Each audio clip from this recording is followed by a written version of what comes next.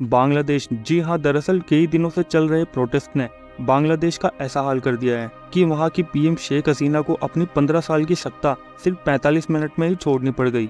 जिसके बाद सोमवार को वहाँ के लोगों ने प्रोटेस्ट की सारी हदें पार करते हुए पीएम आवास में घुसकर खूब लूटपाट की।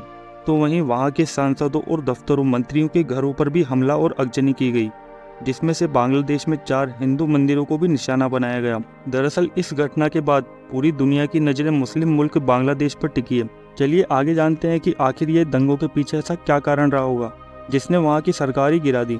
दरअसल इन सभी प्रोटेस्ट के पीछे वहाँ का एक खास तरह का रिजर्वेशन सिस्टम है, जिसमें 56% सरकारी नौकरियां बांग्लादेश के पब्लिक सेक्टर में रिजर्व है, जो कि अलग अलग सेक्शन और सोसाइटी में है। तो वहीं सिर्फ बाकी 44% नौकरियां ऐसी है जो कि क्वालिफिकेशन में मेरिट लिस्ट के बेस पर मिल सके, जो कि फ्रीडम फाइटर बेस पर आधारित है। दरअसल जिन लोगों की पूर्वजों ने बांग्लादेश की आज़ादी के लिए लड़ाई की है, उन लोगों को वहाँ पर 30% रिजर्वेशन जॉब्स में दिया जाता है।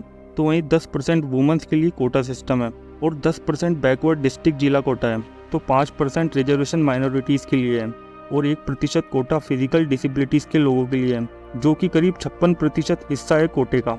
आगे बात करें तो वहाँ के लोग ये चाहते हैं कि इन कोटा सिस्टम में केवल 1% फिजिकल डिसेबिलिटीज़ और 5% माइनॉरिटी कोटे को छोड़कर अन्य सभी कोटा सिस्टम को हटा दिया जाए।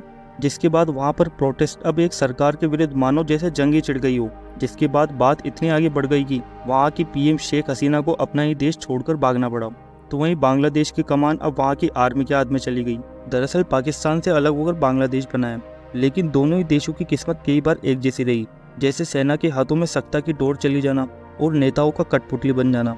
तो वहीं आज फिर बांग्लादेश की सत्ता सेना के हाथों में चली गई, जिसके बाद वहाँ के लोगों ने वहाँ के सरकारी मुख्यालयों में घुसकर न सिर्फ तोड़फोड़ की, बल्कि वहाँ सिगरेट पीते हुए भी नजर आए। जिसके बाद वहाँ की मुख्य विपक्ष पार्टी की मुखिया खालिदा जिया ने भी लोगों से अपील की कि वह शांति बनाए रखें। तो सेना भी लोगों को शांत रहने को कह रही है। दरअसल इस प्रोटेस्ट से एक सीख मिलती है कि भले ही आप देश की अर्थव्यवस्था मजबूत कर लें, लेकिन मनमानी से दमन का शासन जनता बर्दाश्त नहीं करेगी। शेख हसीना की तानाशाही ने बांग्लादेश को ऐसे ही देश में बदल दिया, जहां बांग्लादेश के सैनिक प्रधानमंत्री के देश छोड़ने पर जश्न मनाते नजर आ रहे हैं।